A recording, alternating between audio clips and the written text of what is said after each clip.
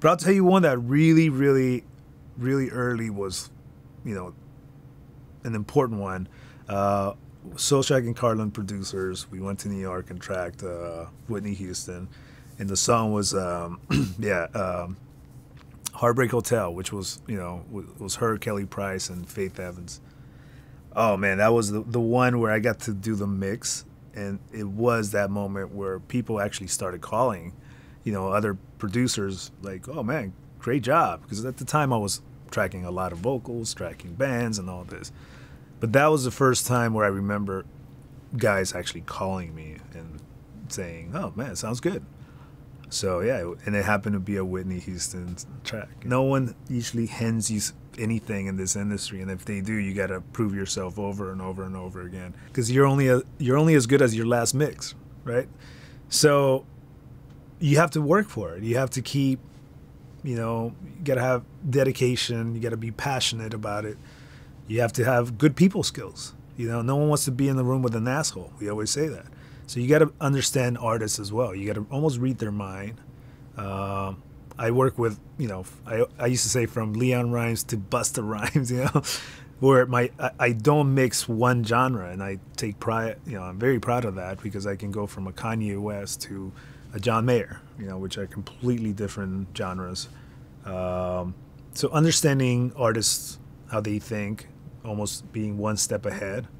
So it's a combination of a lot of things. As a mixer, there's a few paths, right? One is coming from the engineer side, another one from the production side, the musician side.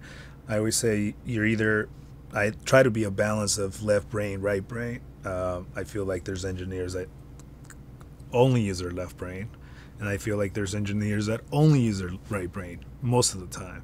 But I feel like to have a combination of those two is great. So there's really the good old path, the path that the commercial studio, being a runner, an assistant, and all that. The best advice is just keep being a music fan.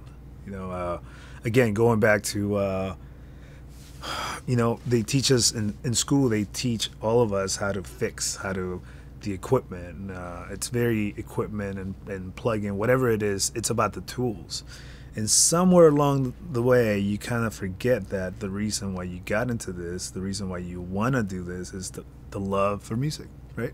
I mean, if there's 100 engineers here, 100 will say the same thing. We got into this because we love music.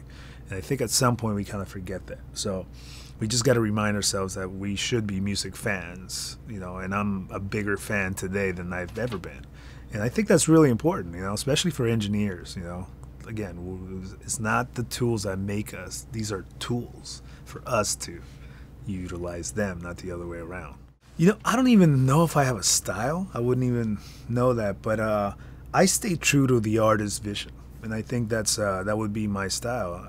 Again, if I'm mixing Kanye, I want to make it sound like Kanye. So I don't necessarily have a sound or a style. I almost don't want that, because I don't want to be, you know, pigeonholed into that's your style.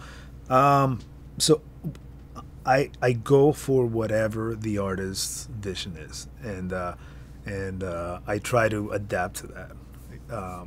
So yeah, I don't think I have a style.